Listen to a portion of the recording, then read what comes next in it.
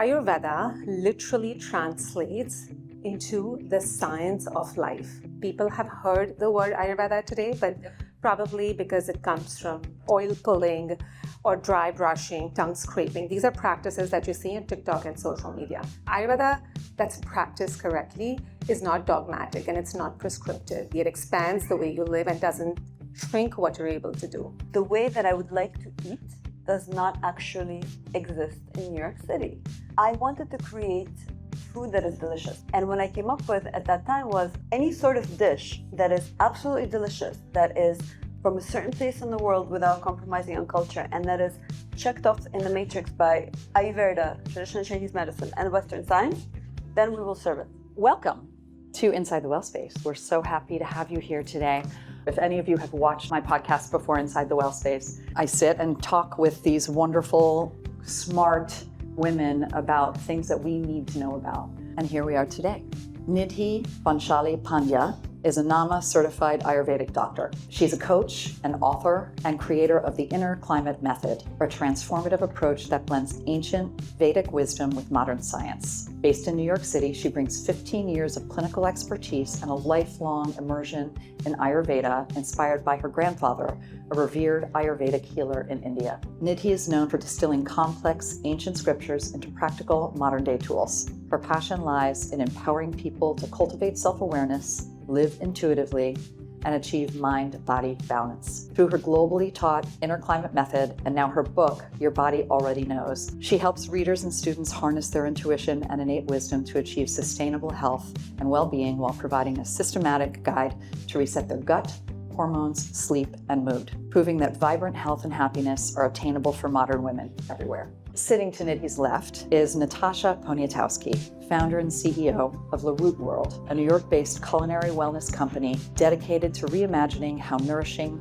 globally inspired food supports modern lifestyles. Informed by a board of experts in Ayurvedic, traditional Chinese, and Western medicine, and rooted in a mission to make nourishing food accessible and joyful. With an academic foundation in international relations from Boston University and graduate-level business training at the Harvard School of Continuing Education, her leadership reflects a commitment to building communities that value mindful eating, preventative health, and culturally rich culinary experiences. I'm thrilled to have you here to be part of this conversation about Ayurvedic science, medicine, and nutrition, and the role that it all plays in our lives.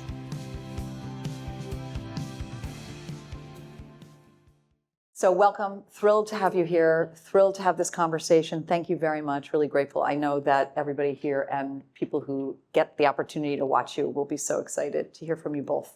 Thank you. So why don't we start, Nidhi, with you, and why don't you ground us in what Ayurveda is? Tell us your story, tell us about your grandfather, tell us about how it all got going. All right, and you tell me when to stop, Cathy, because I can go on forever. Okay, so Ayurveda, I'm just going to start by saying that people have heard the word Ayurveda today, but probably because it comes from turmeric or ashwagandha or oil pulling or dry brushing, tongue scraping. These are practices that you see on TikTok and social media, and they come from the science of Ayurveda. But let's go into what Ayurveda really is. So Ayurveda literally translates into the science of life. That's what you break it down. So really, what does the science of life mean? Firstly, it's also a sister science of yoga. But being the science of life, what Ayurveda has, it's literature that has studied how life works, how life for human beings work, for life outside of us work, and how they connect with each other. So let me elaborate a little bit, right? So, when we look at life around and we look at animals and we look at worms and we look at birds, we see that they know how to live, right? The deer knows it's not discipline, example, for the deer to wake up every morning and graze. Doesn't feel like discipline. They know that they're herbivores. Carnivorous animals know that they're carnivores, and tigers don't get carried away with a 5 a.m. study to do yoga in the morning, and the groundhog comes on the first day of fall, right? And we consider all of these species less intelligent than us. And being human beings, somehow we have forgotten that knowledge. Now just think that if somebody took all of that knowledge, how to live, how to eat, how to do this, in a way that feels that deep and intuitive, and today scientific as well, and put it in textbooks and covered all of the science, which means how do you eat, how do you live, how you treat conditions, diseases, childcare, fertility, social conduct. I mean, you name it. If it has to do with human life, Ayurveda certainly has it covered. In fact, what really excites me is so many concepts in the last few years that have won the Nobel Prize. For example, the concept of autophagy in 2016 won. Like when you look at the Ayurvedic text, it's not in code, it's very direct. There are concepts that we're discovering today: chronobiology, gut motility, understanding the microbiome. These are all concepts that have existed very precisely in tremendous detail in the science of Ayurveda.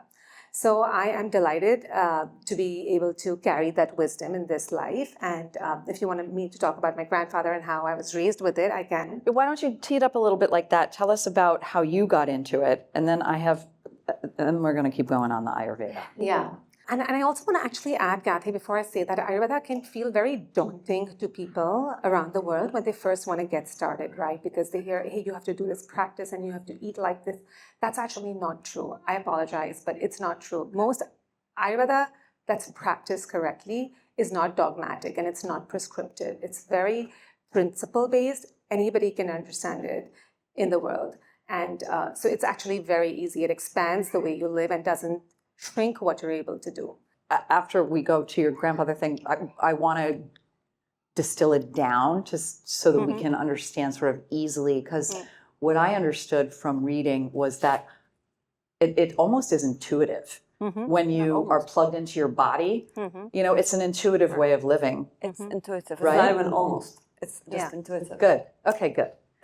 And the word intuitive is so scary for us, Cathy, right? Because we're like, what is my intuition? I thought that was a red flag and it didn't turn out to be. And I thought this wasn't a red flag and it turned out to be. Right. So we've kind of, we need a framework to go back to our intuition. Right. So I feel like Ayurveda gives you that framework to go back to our intuition, because we're so obsessed in our intellect. We're just so in the mind. And the more we are in the intellect, the more information we have, the less wisdom we have, and the less intuition we have. So we need a framework to make this journey back from mind to body to intuition. That was one of the things you said in your book, which I repeated a couple of times in the toolkit part, which I'm going to ask you about. But it said, the more you can get into your body, not just out of your mind, but into your body, the better off you are. Like, that's when you plug into it. So how did you get into this? Where did this start? Precisely. Where did it start? I hope and suspect that it has happened from lifetimes for those who believe in it. But basically, I was born into a family where my grandfather was an Ayurvedic healer. And I grew up in India in a joint family, 14 people living in one household. And he was a very inspiring figure. So Ayurveda was taught to me like my first language. It was just passed on. So let me give you, I use a few examples in my book, but I like to always narrate those examples. That instead of being told that, hey, don't eat this because it's not right according to Ayurveda, or you should do this according to Ayurveda, the way it was passed on to us was that, hey, for example, hey, are you sure you want to eat yogurt at night? You'll digest it better in the daytime. So as a little girl, when you hear this, you're hearing a few different things. You're listening, you're like, oh, my digestion is better in the daytime, and maybe yogurt is heavy, and yogurt then therefore should be eaten in the daytime. But this is just one example. So even simple things like me, and I would go out to play with my sisters and cousins, and my grandfather would tell one of my sisters specifically that you be very careful of the sun. And, so I was like, Ruchi's body is different from mine. And yeah, she does respond to the sun. So bio-individuality becomes clear. And I can just, go back and recall so many such examples, but that is how I first learned Ayurveda. And being a hypersensitive child, I was very curious and I tuned into these patterns. And it was very natural for me to want to study the mind and body as I grew older. I did study Ayurveda first for many years. Eventually I came to Ayurveda. I tried marketing and I went to Ayurveda. And what I realized when I started practicing, that Ayurveda was very dogmatic and prescriptive, the way it had been practiced out there in the world. So Cathy, my work then became to say that, how do you take this incredible science, and it's beyond incredible, and how do you make it accessible and intuitive to people? So I got into Ayurveda because I was born. I got a formal education studying from the Sanskrit texts, and then my role became to pass it on to the world in a way that people can actually put to use. That's wonderful. There's so much talk about food, with the 21-day plan that you have in your book, which, have I mentioned the book? I think I've mentioned the book. You should all read it. But there's a 21-day plan about just really how to get on track with this. And it starts with food, which is woven into pretty much everything. So Natasha, let's get you into this now. Why don't you tell us about your journey around what you're doing and what Laroot does and nutrition and health in general, and we can all talk about it, how it works together. Hi. On my side, I was born and grew up in Russia. Was born during communism in Russia, and certain things were a little bit different there and then. For example, medicines were not readily available, right? So if you got sick, you had a really big problem. It wasn't like, for example, like a cold, right? There was, to get Tylenol or the equivalent of, to get aspirin, was really, really difficult. If you had a fever, you had a huge problem. So then what happens is that, regular Russian people, who didn't really have any sort of special connections to government or something, would really need to take care to be as healthy as possible, because if they were not preventatively healthy, they could be in a lot of trouble. And when I was born and when I was growing up, with my grandparents brought me up, and they, survived World War II and Siberia and a bunch of things that happened. And they were really, my grandmother was very concerned with making sure my health was at its optimal capacity. And so as a child, I was immersed into this, what today is so promoted, the broths and the fresh ingredients and all the things that would make me and all the, actually, my people of the same generation or same situation as me, making your health the utmost priority and not compromising on the quality of food that you eat, because if you compromise on it, you might get sick, and it's a big, big problem.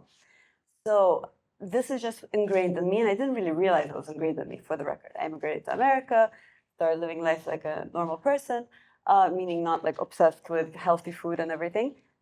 And then I had my kids, and then naturally I found that kind of generational knowledge coming back and just being very specific about the way I would think about food for myself when I was breastfeeding my kids and for my children. And this is when I realized that the way that I would like to eat does not actually exist in New York City. And, I had at that point, my third kid was 6-7 months old, and I thought, this doesn't exist and it's a problem. So I'm going to create what I would like to receive. Don't you love that? I just love that. Like, it's not there, so just do it. Make it. Well, you're doing that now. True. And so, and then there's a little bit of, you can call it luck, you can call it synchronicity, you can call it, upstairs, where I came up with this idea and I said to myself, okay, now what? And then I got very lucky to meet my co-founding partner, Makai, who's in the audience back there, who basically took in everything I wanted to do. And then Makai worked with me and is working with me to make it into a reality. And so what is it we're doing, and how does it connect me to Nidhi? Because kind of we're become really good friends through all this. I wanted to create food that is delicious. That's something that does not compromise on flavor. Because that you can have in the convenience of your home without cooking, so it's meal delivery. I've tried a bunch of meal deliveries. They have amazing marketing, beautiful things. But when you eat it, if you are, person with high standards for flavor, you're not necessarily satisfied. So I was like, I want it to be the most incredible flavor that's unparalleled as if you cooked it for yourself. Then I said, okay. Then I said, I want every single dish to represent a culture in the world. I do not want any fusion. I do not want anything that is not natural, not authentic, not real. If it's somewhere from Southeast India, I want it to be from Southeast India. If it's from Poland, I want it to be from grandmother's recipe in Poland. I really want to make sure to honor the traditions of families and of cultures and of societies without compromising on that. And then the third aspect, which kind of now became the first aspect of our, no, second, flavor always comes first, but was the wellness bit, which when I started the company, I was not thinking to treat people who are unwell. I was thinking about only people who are well and looking out for the best they can possibly get for themselves. And I said, what does wellness mean to me? Like, you ask yourself, what is wellness to you, in terms of vis-a-vis food? And what I came up with at that time was I want to get an Ayurvedic medical advisor, someone who understands Ayurveda the way that I could never dream of understanding it.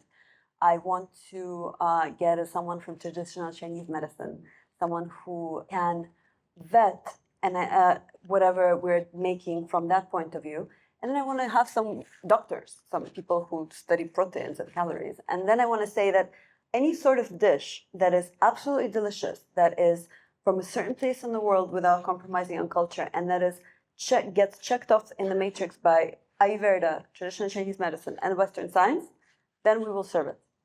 And that was the birth of Laroot World, and that's how we created it. And I guess the one thing to say is, as we continued working on it, it's become, Nidhi, who I've met through work, in a funny way, one time asked me about a year ago or 2 years ago, she was like, so wait a second, a year ago, I think, like, are you a wellness business or are you an illness business? Nidhi said to me, because if you are, and it was such a beautiful question, because it made me really rethink the way that we work, because we started getting a lot of people who are unwell and who maybe suffer through on oncology, and we have clients who have all types of things that we would love the idea that we're helping them with delicious food through it. And today, Laroot World, of course, it's a wellness and longevity practice, but it is also an illness business. And Well, I don't know, illness, like you're helping, it really does help people though. Yes, but what I mean is that it caters to people, People who need it. Yes. People who are going through things, Yes. who need to eat Yes. really well, really Yes. healthy. I love that we met around the Yes, whole we went around that. oncology situation, because those of you who know me, like, that's the thing for me. And we met around that, and when you're going through it, you don't want to eat anything because you're scared, to eat anything, because who knows, right? So I think that is beautiful. And I see, like, from that vantage point, I don't know that I'd call it an illness. I'd call it a wellness. Like, I would be like, oh, thank you. This is a wellness company. The thing is, when you think about wellness, depends, I guess, what stage you're in. When you're thinking about wellness, you think about, I'm going to go get a massage, and I'm going to go treat myself. Like, it's my wellness practice. Right. But when you are unwell and Right. you need something, Right. it's a whole different relationship, and it's also a different responsibility as a person. I mean, Yeah. Nidhi is a doctor, and I know that you feel so much of that. It's a whole different responsibility, knowing that you're helping someone who's going through something, chemo. right? And not that we treat our clients who just want to have delicious food from us differently in any way. But Well, you know what though? The thing about those people, the thing about everyone who's in this room too, and the people who are going to watch this, is they're thinking about it. Whether you're going through cancer or whatever the situation is, and you cover so many situations in your book, they're open and thinking about it.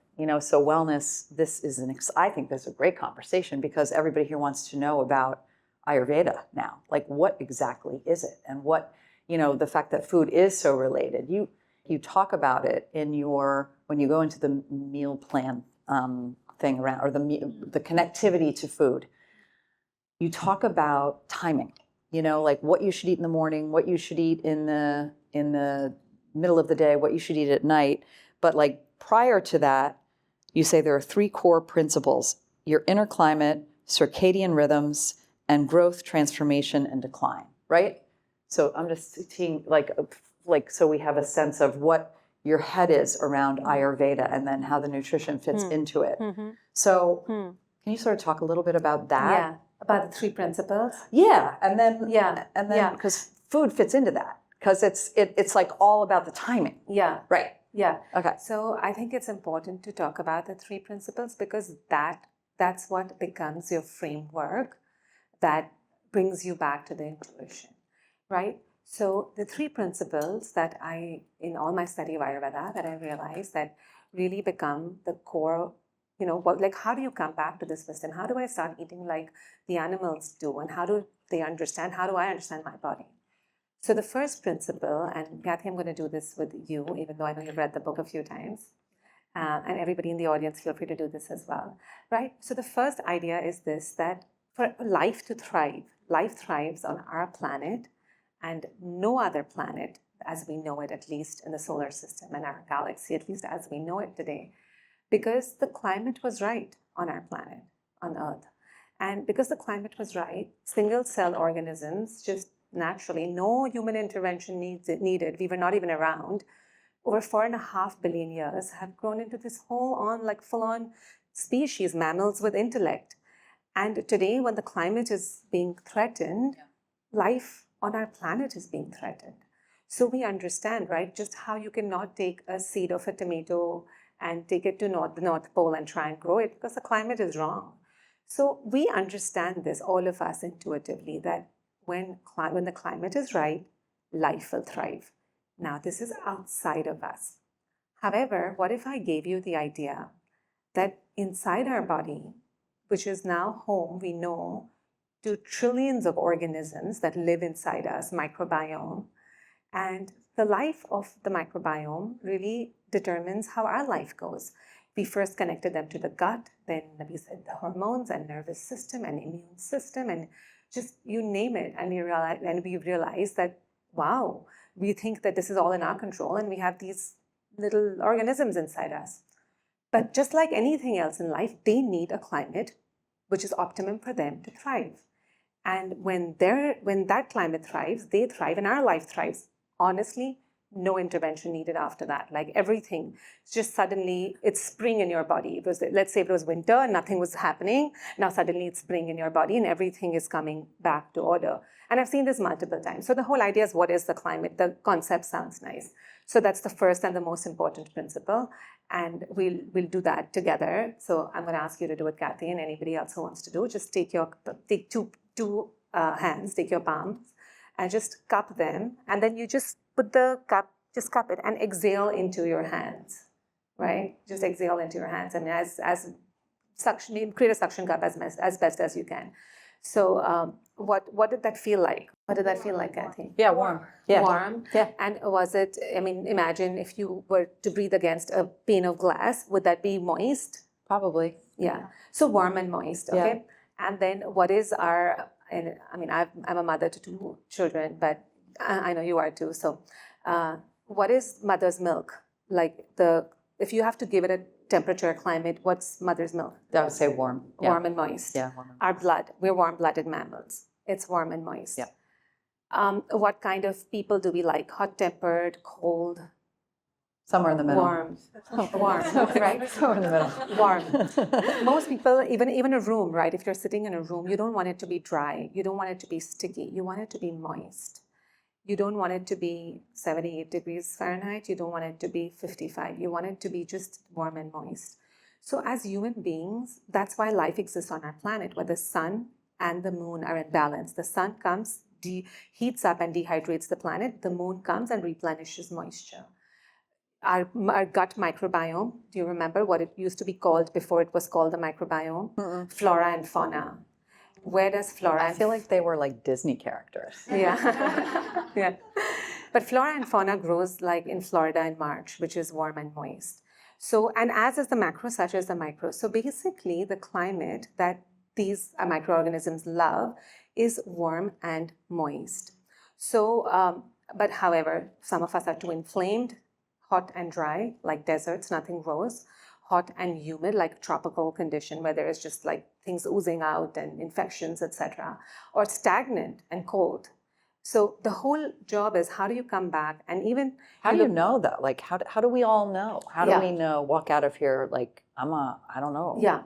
And Cathy, while of course that takes a little bit one more step of work, and the best part is if you cannot understand what your existing inner climate is, it doesn't matter, because wherever you are, you can start practices, just as I mentioned in the book, to start coming to warm and moist, no matter where you are. You can start eating in a certain way. You can start interacting with people in a certain way, like even emotions, right? Like anger is hot. Stress is hot and dry. Anxiety is drying.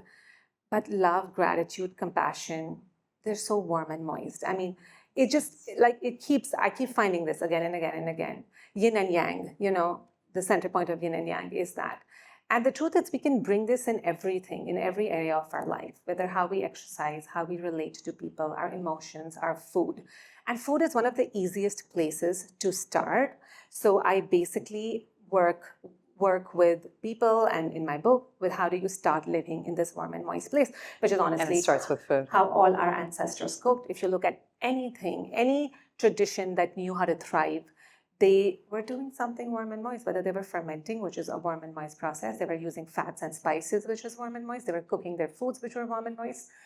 So there are ways to do this, and a whole method to this madness. So that's the first principle. And then we also learn how to bring this in every area of our life. The second one is this principle of circadian rhythms, which has been a big concept for Ayurveda before it became chronobiology. And it's not just day and night, it's 6 phases. So the concept is, as is the macro, such is the micro. So you look outside to know what's happening in the human body as well. So in the morning, it's wet and it's dewy outside. It's cold if you were to walk on grass. Our bodies are cold and wet as well. If you have eye boogers, nose congestion, your joints are a little puffy, padded, sluggish. It's the time to exercise and eat a warm breakfast. So that's morning. That's morning, let's say 6 to 10, whatever morning. And that's happens. for all of us. That's for That's for all of everybody, us. right? Right. Because it's soggy outside. Even the sun is not out. Your digestive system is not functioning. Today, we know in science, you have high cortisol, high blood sugar, even, your insulin sensitivity is not at par. And, In the morning. In the morning, yeah. your digestive enzymes are not out and ready yet. Right. So you need to fire up your body. And that's when you exercise. That's when you exercise. I got such relief from that, I'm just going to say, because at the end of the day, when I don't exercise and I just can't, it made me feel better. I thought like, oh, thank God, now I don't have to. But now I really have to do it in the morning. So. No, I mean, it's how you want to activate your body. Yeah. But also I think what's important and what we do differently here is eat cold, like have a smoothie and, really cold fruit. And I think that is more of a bigger problem, because the warm food in the morning, even if it's a little bit, even if it's a cup of a warm beverage, will go a longer way to activate you. Otherwise it's like spring, it's like a snowstorm during spring we only put things in the refrigerator when we want them to stop them from breaking down. Cold, we know that, you become fossil when it's cold, or things stop breaking down. Why would you want to put something cold in your warm and moist metabolic gut? Unless it's warm, it's not going to transform. Okay, so how do you handle this with your situation though? Like with the breakfast stuff? Oh, is it all warm? It's all warm? Well, definitely. And it's such an interesting thing to say that. Can I just ask a question? Yes. Show of hands. Who here eats a warm breakfast every day? There you go. Good. Who here eats a not warm breakfast every day? Okay. All right. So again, something I'm a not warm breakfast. Oh, you're by the not. way. Well, I now got to Now think you about are. it. Now you are. I know. So something that Nidhi said, which is so powerful from my point of view, and just a lot of powerful things. But this whole ancestral cultures, right? It goes back to what did people do, 400, 500 years ago, like to make themselves healthy and well. And it comes down to those natural, intuitive solutions to not just eating, but for my sake, we're talking about food, that we are working through. And what we're realizing is the Western science today supports those very solutions, which for a bunch of time, century, it was thought that whatever people were doing before is wrong because science can do better. And actually, science got through that loop to understand that that's not necessarily the case. So our breakfasts are all actually specifically warm and moist. Do people? Okay, there we go. So- but do people push back on that at all? No, well, if someone comes to Laroot world, right, I have to say that we've never done any marketing. We've never been had any sort of ads, so people just want To hear about it, yeah. Try us. They Yeah. usually know what we are before they come to us. Got it. And so by the time they know what they are, they probably trust that whatever it is we say this is our breakfast, they will know that this is a breakfast that fits with the Ayurvedic diet, with the traditional Chinese medicine diet, with the Western science diet, with the blue zones, with the macrobiotic.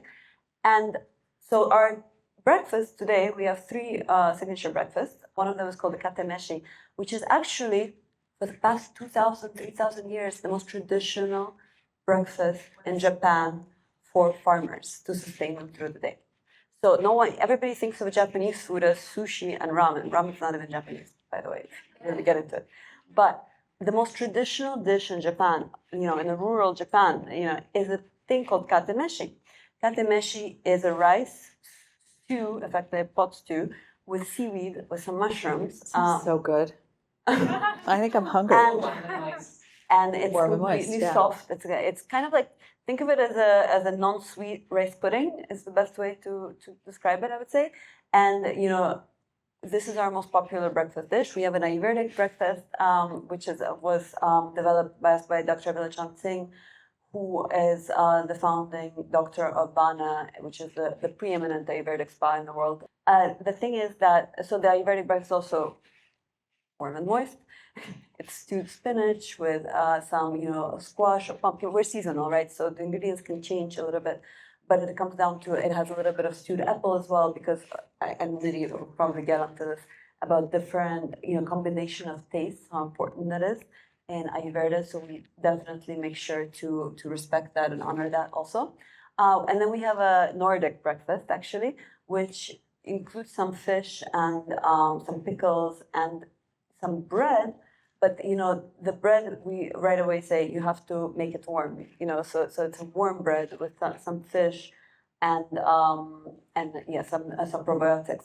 So those are our three. That's our bread. Oh, and Turkish eggs. Sorry, and the Turkish breakfast. Okay, so they are warm and moist. They are warm and So moist. we all ladies need to figure out how we can do this ourselves. Exactly. No, we do the easiest and ones then as well. Yeah. It's and the thing too. So you say smaller amounts, warm drinks, warm beverages too in the morning, Broths. and then Broths broths are great for you in the morning. and warm milk. You say too with like cardamom in it, and right? Is that what you say? Yeah, and you don't have to put the cardamom if you don't want to. I mean, I'm Right. very big on people sticking with their palates and where they come from, what their grandmothers ate. And if it's not convenient, even if it's a simple sourdough toast that you just toast, so it has to be for everybody. And I tell people, if the idea of warm breakfast is not appealing to you, you just try it for 3 weeks. And you see your energy, see your congestion, see your hunger at lunch, see your weight, see all of that, and then you have to try it for yourself. You know that it's low risk, even if you feel like it may not work for you, but it's low risk intervention. Totally. I love that. This is the 21-day plan she talks about, which is really interesting. Okay. And then lunch, you move into, because part of this too is you say breakfast is the light meal, lunch is the heavy meal, and then dinner is also a light meal. And Yes. early. Can I just?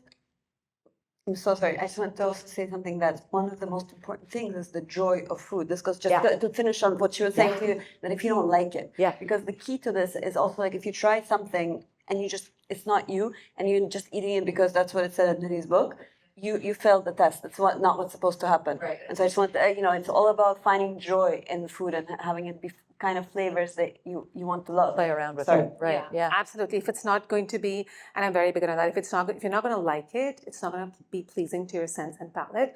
It's not going to give you the nourishment because your body is going to be in a stress response. But anyways, really quickly, so when the sun is out and plants will do photosynthesis, that's when human bodies digest food the best. Today we know our insulin sensitivity is the highest, your hunger hormone is at a good place. All of those things work really well. So your most busiest time, because this heat is high in your nervous system, and your biggest meal. As it gets windy outside, it gets windy in the body. And we yawn, we stretch at 4 o'clock. Nobody is really sleeping at 4, but we are still yawning at 4 because the experience of wind outside is the same. Is that connected to the circadian rhythm? It is called the circadian It's the rhythm. circadian rhythm. You're all familiar with that? Yeah. It's a circadian rhythm. Yeah. That is macro and micro.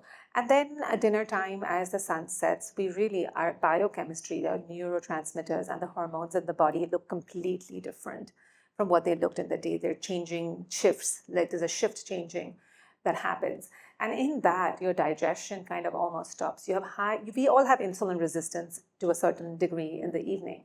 And before electricity was, illuminated our homes, we were not sitting around feeling like we were nocturnal beings, planning big dinner parties.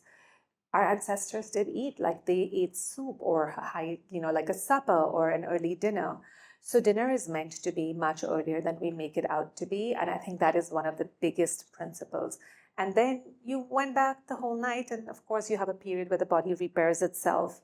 I'm not going to go into too much detail, but there are distinct 6 phases. We talked about a few of them and how to organize food around them. Right, and that your body does heal itself when you sleep. So like So the much. whole food intake and nourishment of it all is setting your body up for success around, health and replenishment and healing. Yeah. If it's Yeah. digesting, it's not healing. And if you're eating late, it's going to be busy digesting.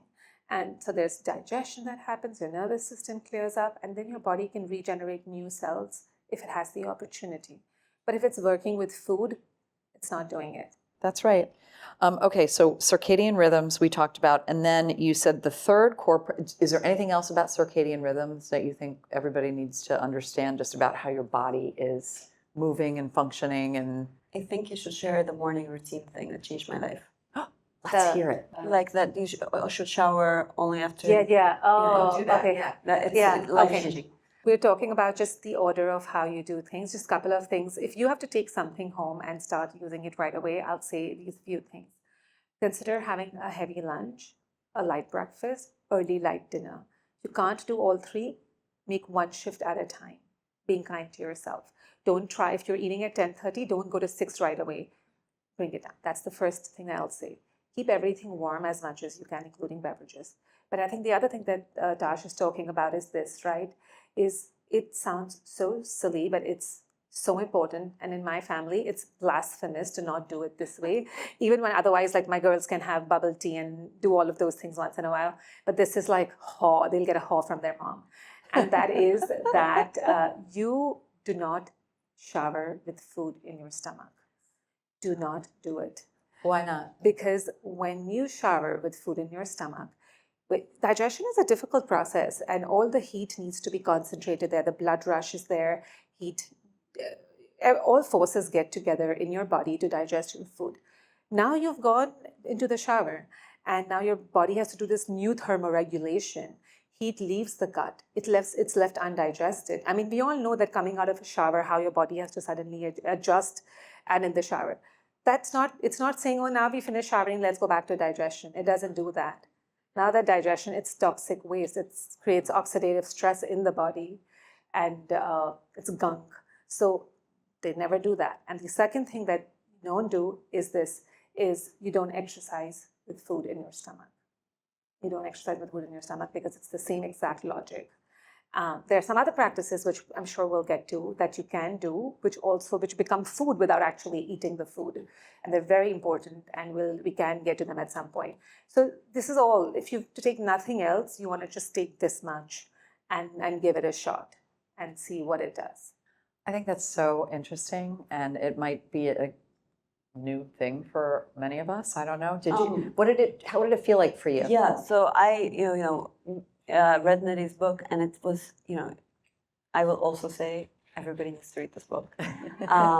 And it was just such simple, ritualistic kind of solutions to things that you don't think make a difference. But then I was like, okay, if Nidhi says so, I'll try it. And it is life-changing because it really does adjust your circadian rhythm to be, a better performer, a more regulated mood situation, like just all these things.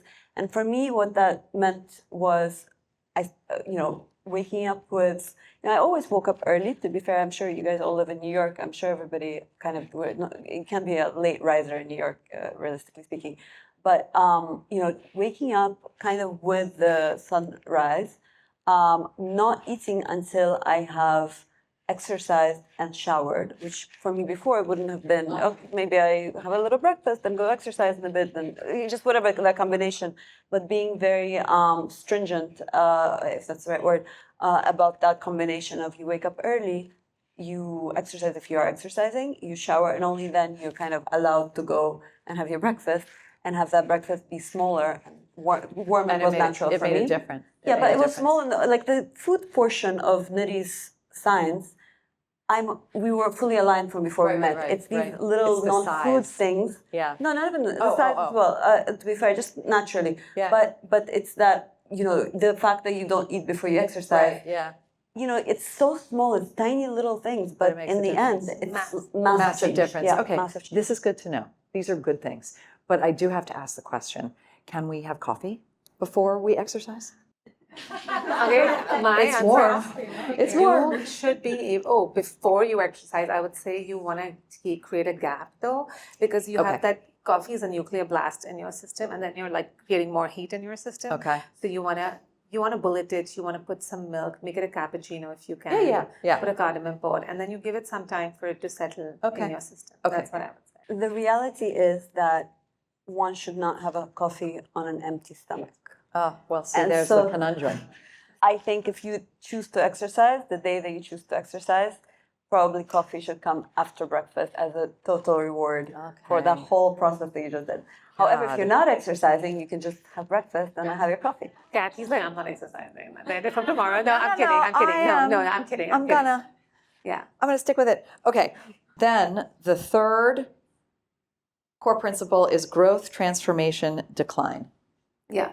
And this one is a very brief one, but I think it's important to address is that everything in the universe goes through these cycles: growth, transformation, and decline. We've forgotten it. We're a biohacking world, and we've forgotten that this happens.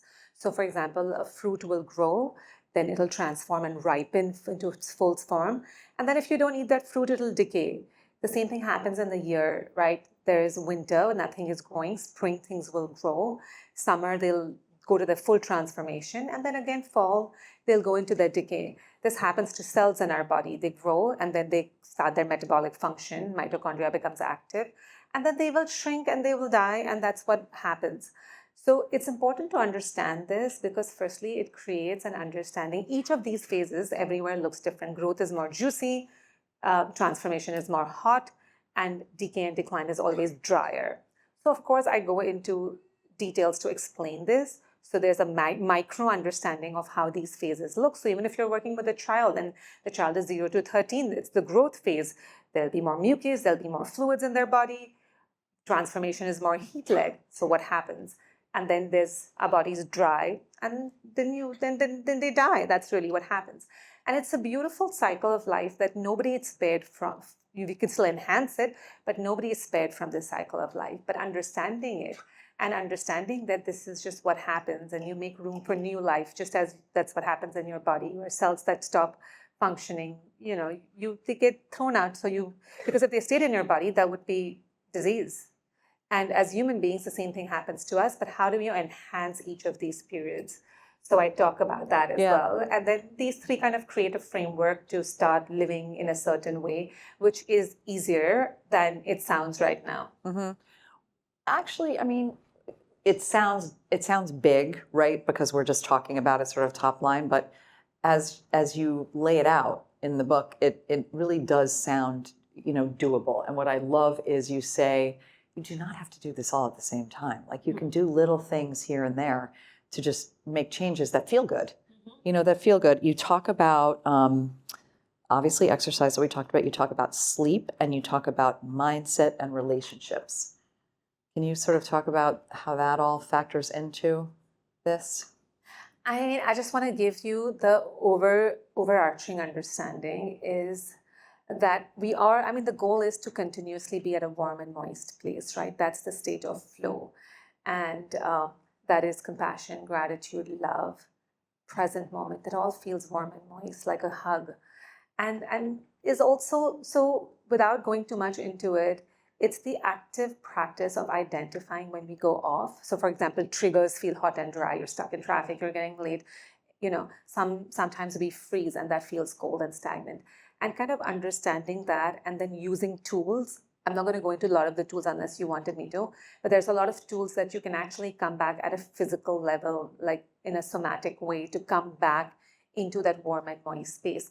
But also just generating that interoceptive awareness that, oh, look, like this is happening again, becomes that first stage.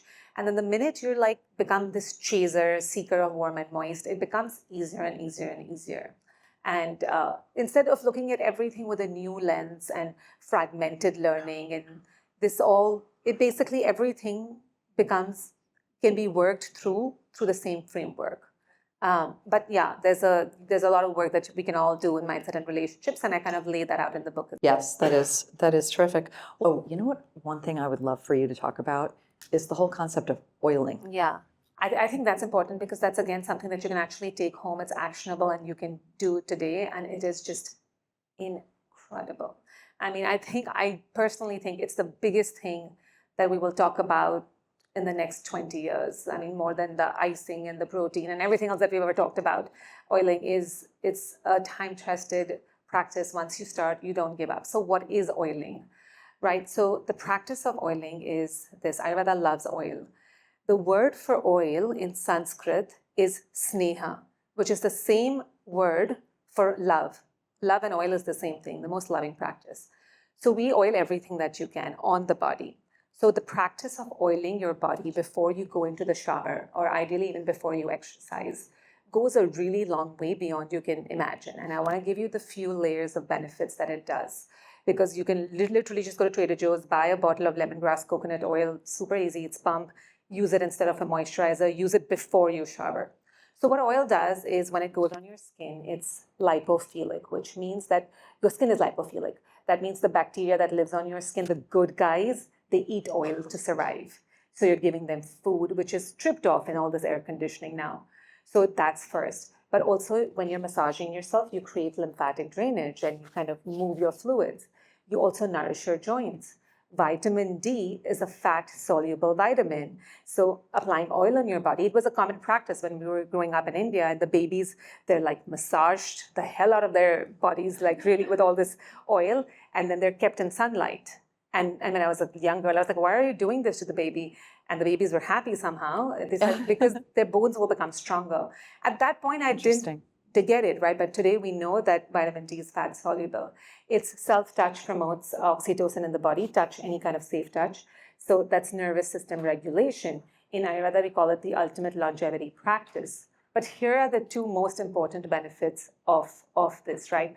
Protecting your joints, all of that is all great. The two main benefits that I see. This is every day, by the way. Every single day, I do it, my daughters do it, super easy. Love it. And I'll tell you what it does is this, right? That oil has this special ability. Certain oils, we use sesame oils, but you don't have to start at sesame because sesame can have not toasted, but non-toasted sesame oil can have a smell. You don't have to start there. Any oil will create grease. Have you noticed if there's oil kept anywhere, it creates grease? Because oil has this ability to penetrate deep into your pores and pull grime out. Wherever you leave oil, any grime that's on the surface will rise to the top. Mm-hmm. So it's a detoxing and a nourishing substance at the same time. Also, that sounds so good. It's delicious. For skin, for your skin, right? It's amazing. Oh, so your hair, skin, every orifice of your body. That's why you shower after, right? Because you take off the shower after because it's a detox. So thank you for bringing. But then what about soap? You don't soap? I'll tell you that as well. But I want to give the second benefit because I think it's remarkable. So we don't have studies on this yet, but we know, not on the oiling part, but what we have studies on is sesame regulates estrogen and progesterone.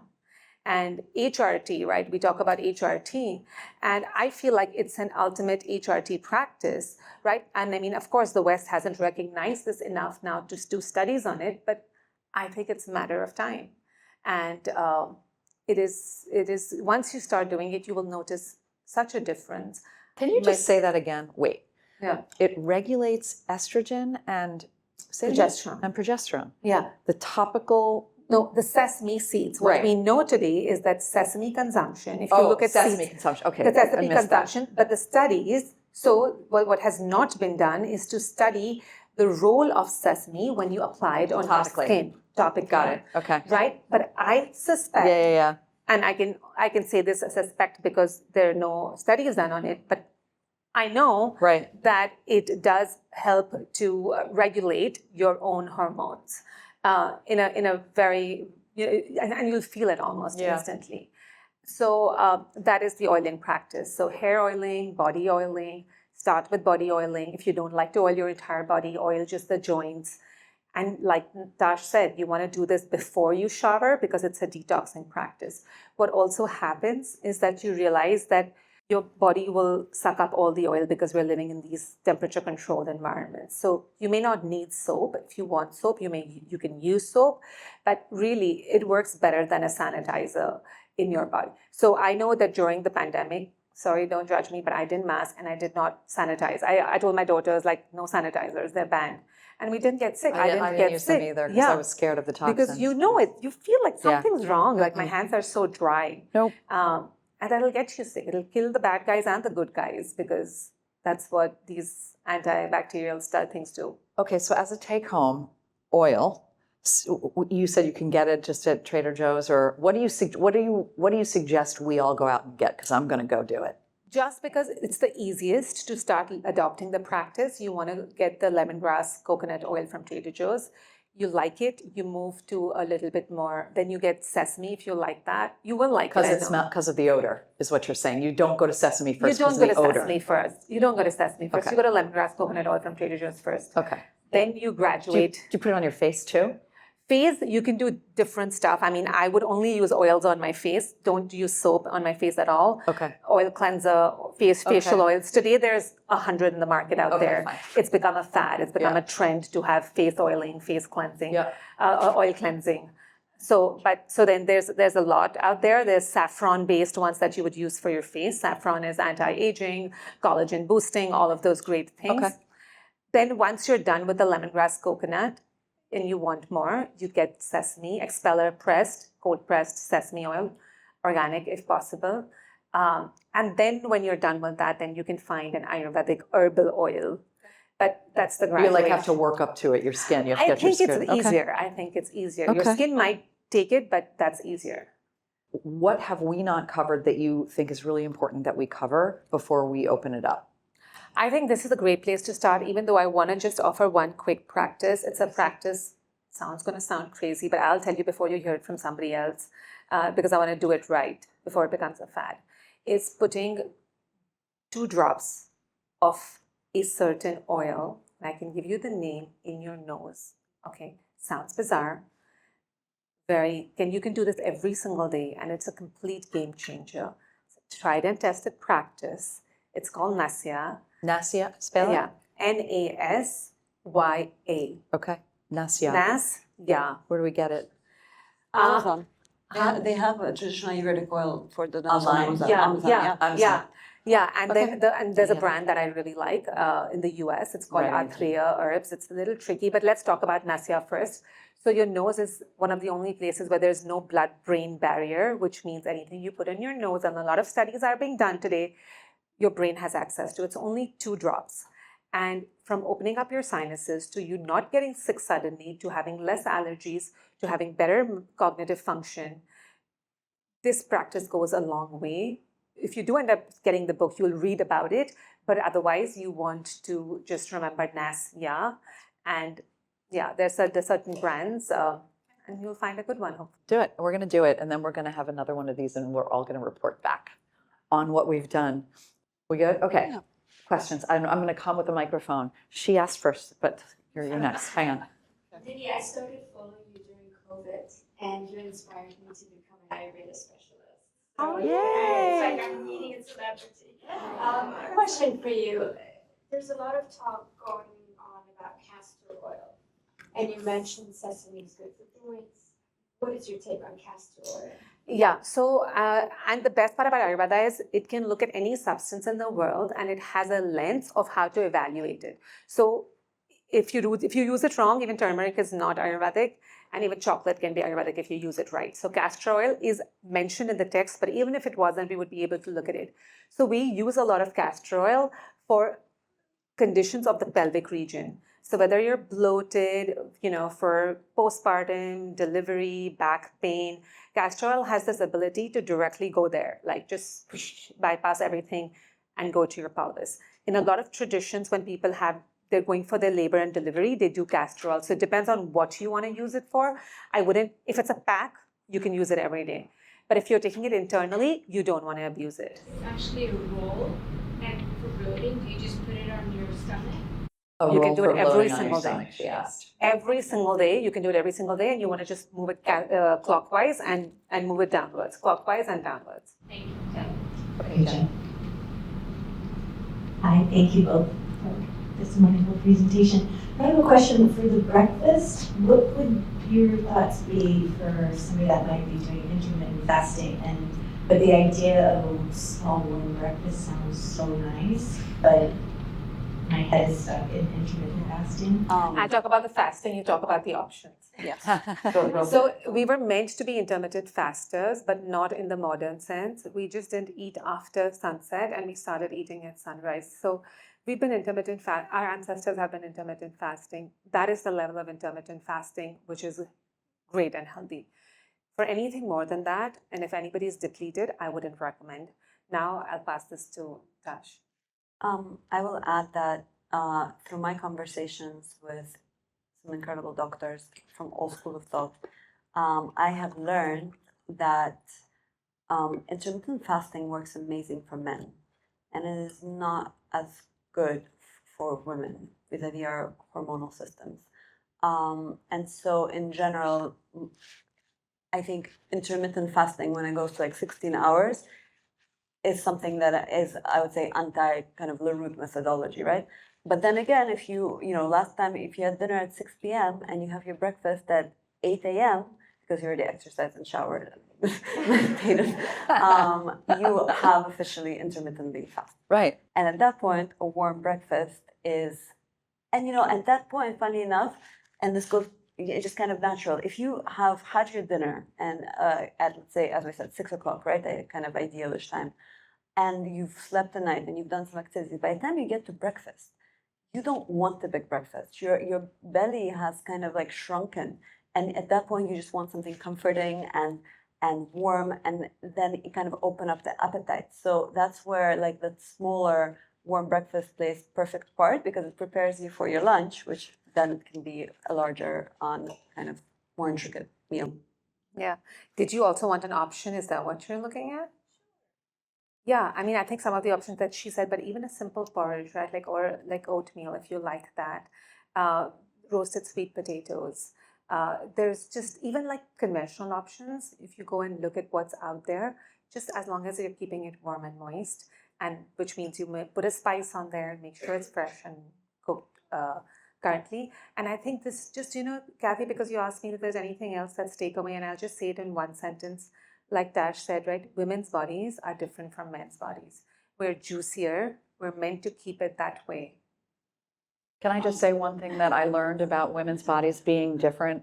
It made me so happy to know that we're not supposed to do cold plunges. No. Or wake up. Thank Or wake up too early. Or wake up too early in the morning, because women need more replenishment. I just wanted to also say for the very simple breakfast that is warm, and it was recommended actually by our Ayurvedic doctor who's in India. Toasted bread, sourdough is ideal actually, with some feta and some olives. Sounds so good. Super simple, right? Okay. And super is just the 3 ingredients you can easily put in your fridge without thinking, because maybe oatmeal can sound a bit daunting if you don't cook, and like how do you make a perfect oatmeal? But that, is simple, and that fits into everything that Nidhi is talking about. So many foods do, we feel like it's not, but there's so many foods that actually fit. Yep. So I have a question. It's two. Let's see which ones you want to ask. The first one is, Stacey said talks about like not exercising unfasted for women's bodies, and so I wanted what are your thoughts on this? And the second one is what's the take on protein intake? Yeah. I think the first one is a great question as well, and I wanted to talk about it, so I'm glad you brought it up. So oil, your skin is a channel of consumption. It is underutilized. So if you've not eaten since 6 o'clock, eat through your skin. You don't have to eat through your stomach. So your skin is a channel of consumption, largest organ in the body. When you do your oil massage, you'll see how your hunger gets really tamed and you feel really nourished. And then when you eat, it hits different. You've activated what we call your digestive fire in the best way possible. But otherwise, I will fully agree that if you're not eating, you're depleting, and you're exercising, it's a recipe for disaster, for losing your juices. I'll always call them juices, but we lose our juices. So yeah, your skin is a channel of consumption, and you bring the oil in. And their second question was protein. That would require a whole nother conversation, to be very honest with you. Sure. I think in a lot of traditions, when my consumption of protein was challenged, and I have a very dear friend, and I was like, look, I'm eating this in the morning, this in the afternoon, and it's meeting my protein requirements, so-called. But I don't look at it that way because, again, we didn't eat protein in the US. We never talked about it for 20 years. And now we said, we didn't eat protein for 20 years. Now let's just only eat protein. It is very hard to digest. There is no culture in the world which we cooked our protein, we soaked our proteins, we fermented our proteins, we grilled our proteins, we spiced our proteins always. Proteins don't just, it's not like I ate protein and now suddenly I have muscles. It doesn't work like that, right? It has to go through your digestive system, which is the bridge. And proteins are incredibly hard to break down. Also, for a lot of women, they mess up your hormones. Again, we have juicy bodies. Protein is linked to testosterone. It's like a more hot and dry, bulky kind of an experience in the body. Proteins are bulky, make your body bulky. And when we overdo them, I've worked with so many people, Cathy, who, like, when I look at their symptoms, I'm like, did you get carried away with the protein fad? Yeah. That doesn't mean you don't eat protein. You eat protein like your ancestors did. Soak them, you cook them, you ferment them, you space them out, you use good spices, you pair them with your carbs. The one thing I will say is that when you consume carbs, you have an insulin spike, right? Because you have a glucose spike, insulin goes up. So you have insulin in your bloodstream. And when you eat protein, the amino acids will respond better, will break down and work better in your body when you have that insulin in your blood. So all traditional diets, you're eating a falafel sandwich, or you're looking at sushi, or you're looking at lentils rice, mujadara, they combined proteins and carbs and a good fat and spices. You eat it that way, go for it. Isolate protein powders, I'm very scared of. From my perspective, from Laroot, it's been so interesting because, we've had so many, especially older women, come to us be like, but we need protein. Can you add meat to every meal? And we know that between all the ancient sciences we follow, and even I'm sure you guys have heard of blue zone diets and blue zones. 20% of your food should be animal proteins. Now, and to Nidhi's point, the vegetarian proteins that you're consuming are properly soaked, are properly cooked. It's not in America we love fads, and we want simple solutions.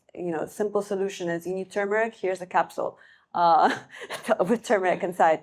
Guess what? If it hasn't touched your saliva, then it hasn't actually absorbed the proper way, because there's enzymes in your saliva that need to come in contact with the vitamins. Otherwise, all these vitamins you take as a capsule. Oh my gosh. Yeah, I'm sorry. Now that's a whole other question. Hang on a minute. Sorry. Because we're all taking vitamins. So like, are they not? So anyway, just to finish the protein, Okay.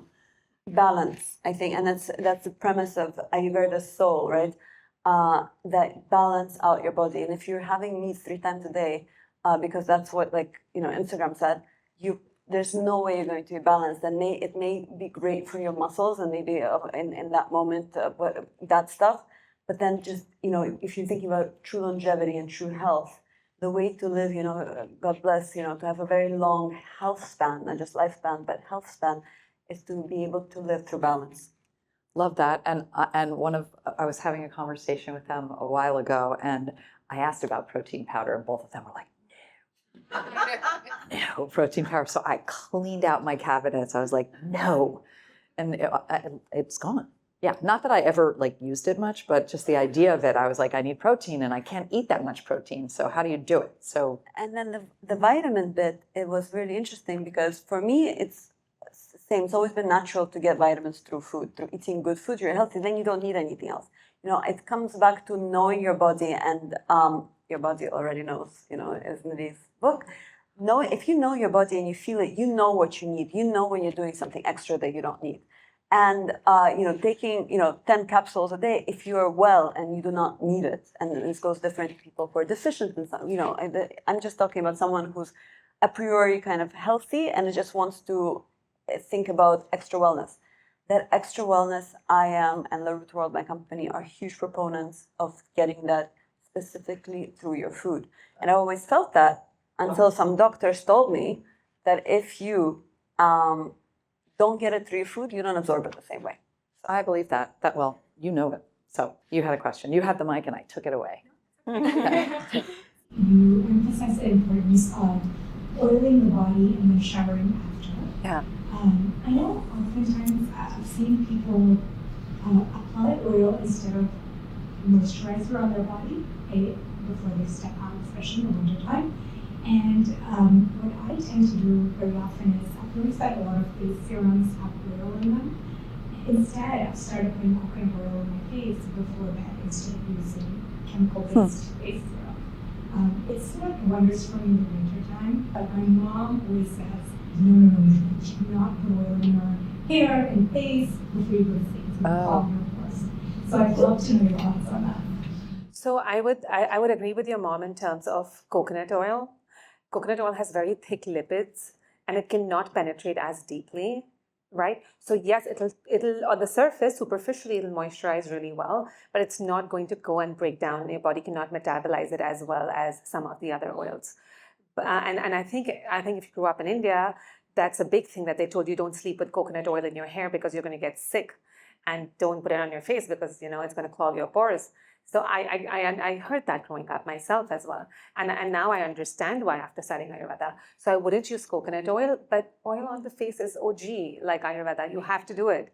You cannot not do it. So, and you'll see a big difference. But at nighttime, it's okay.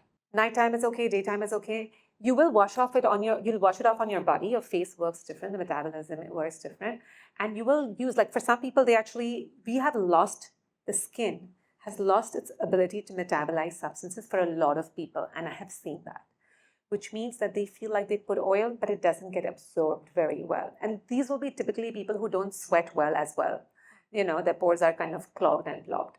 So if you're one of those, then you probably will try it and just not do it anymore. But I think for everybody else, it's worth trying, and you want to try different variations. So there are saffron oils, which have saffron, which sometimes can be heavier. And then there are lighter oils, like this brand called Kerala Botanics, which has this vitamin C oil, Ayurvedic, beautiful, very light. So then you want to kind of see what works for your face. But hair, face, also if you do hair oiling, you don't want to start first day and sleep with your hair oil. Like my daughter still would do it. They're just like, oh mom, this is gross. But I do it and I sleep really well. Do you wrap your hair? Yeah, you basically wear one of those satin wraps, or you can have whatever you want. Or sometimes I'll just put a towel on my pillow, but I sleep really well with it, and I've done it my entire life. Your hair's beautiful. And I love it. and it definitely at least, works to keep your hair darker, better quality, because it nourishes the follicles, the hair follicles. How often do you oil your hair? Yeah.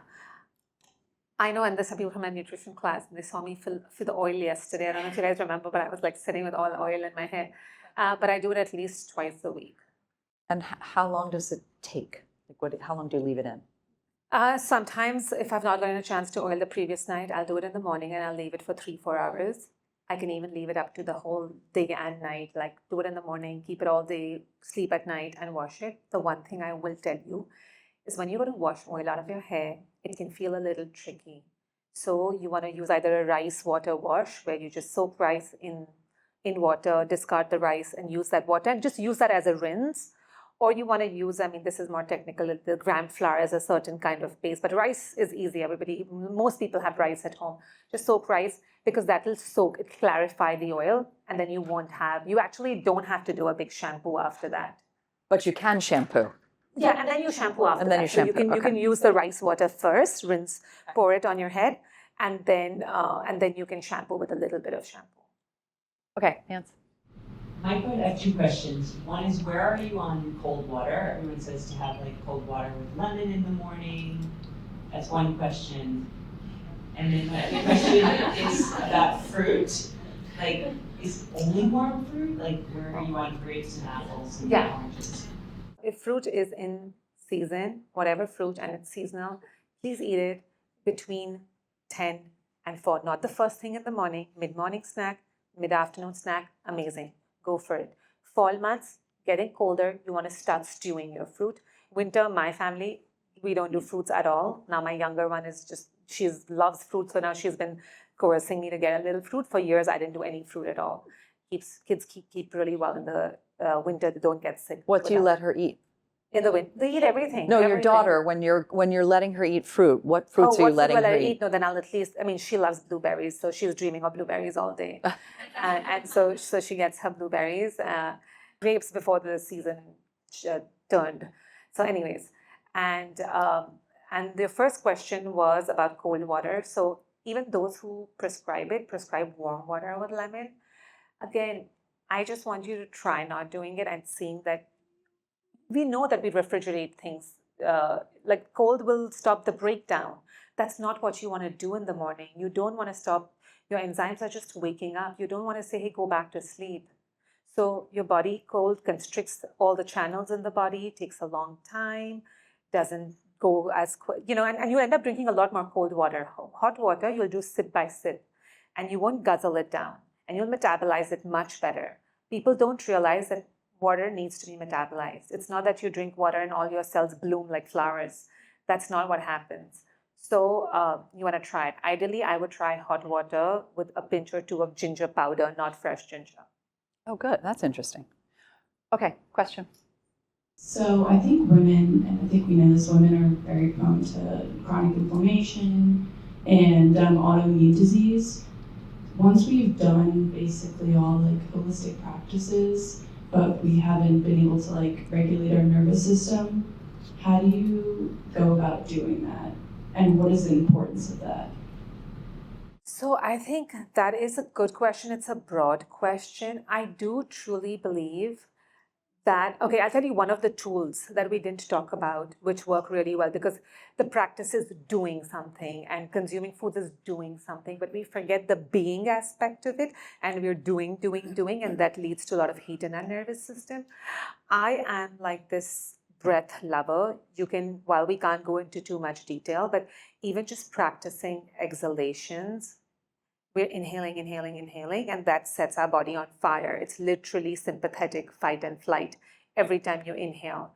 That's why when we have really tiring days, we'll finally sit down and we'll be like, we'll let an exhale out. But if you're actively creating the practice of making sure you're letting nasal exhales happen, and nobody can even see it. Like I can be talking to you right now and I could be in my mind practicing that I'm making sure I'm exhaling, because we're holding our breath when we're eating. We're holding our breath when we're talking.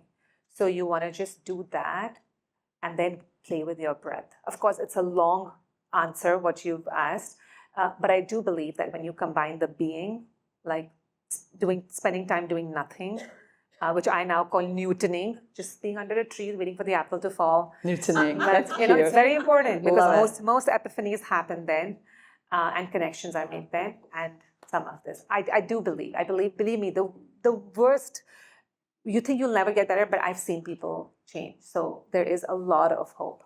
I want to add to that also about it being kind of your whole world as a system, right? So it's all intricately interconnected.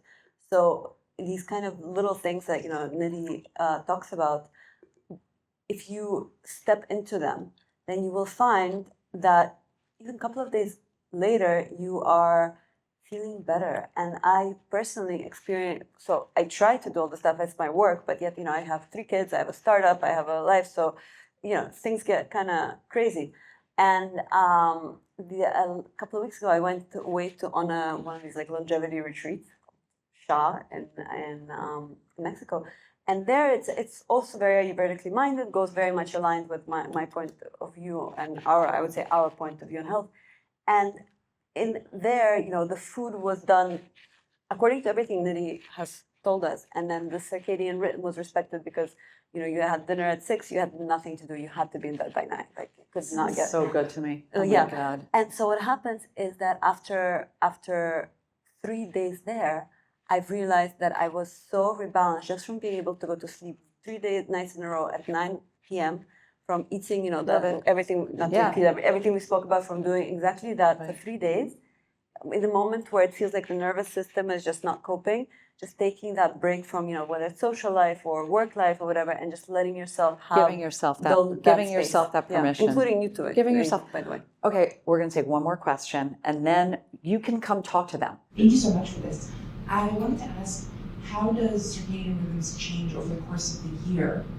And do you do things differently in different seasons when sunset and sunrise are different times? I love this question. That's a great question. I really Yeah. like this question.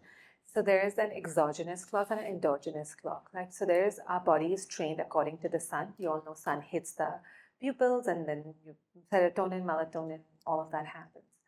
And then there's a clock that's your body memory clock. It remembers, right? So for example, my girls will come from school and it's a holiday. So they're used to eating lunch at 11:30. They'll be hungry at 11:30 on a Saturday. So that's your endogenous clock. Your clock inside gets trained, right? And why are we built like this if we were to follow the circadian rhythms?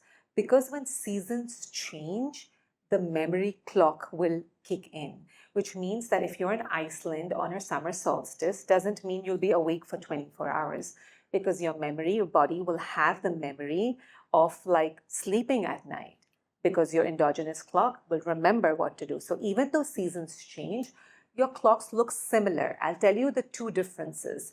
That in winter, we're meant to hibernate longer, we're meant to sleep longer.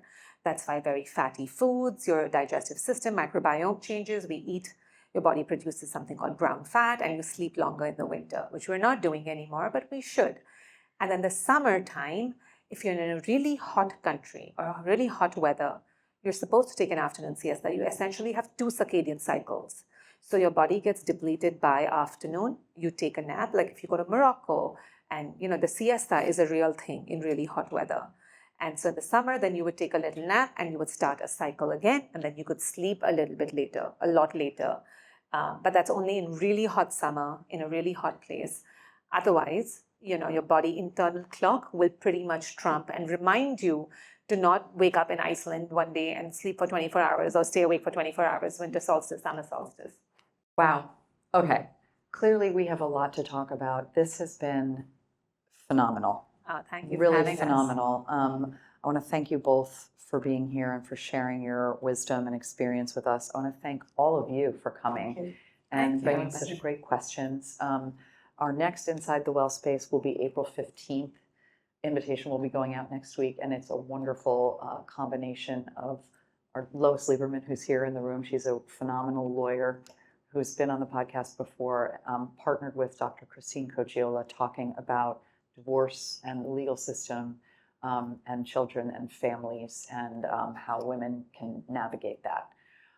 So really excited about that. And if anyone's in Dallas on June 10th, there'll be one in Dallas with a phenomenal doctor and author around wellness, our inherent, wellness holistically for women. Lastly, what I'll tell you is on Monday morning and Wednesday morning at 7:30, I'm doing a Zoom 20-minute meditation. If anybody's interested, I've been doing it with some friends, and it's a really great way to start the day. So if you're interested, just DM me at The Well Space for Women, or just email me at Cathy@InsideWellSpace, and I'll send you the Zoom link. Okay? Thank you, Cathy, for moderating this and asking all the right questions. Oh, it's a pleasure. And pleasure. In all the world. Come on up. Thank you so much for listening to this episode of Inside the Well Space. Subscribe now on Apple Podcasts, Spotify, YouTube, or wherever you listen to your podcasts.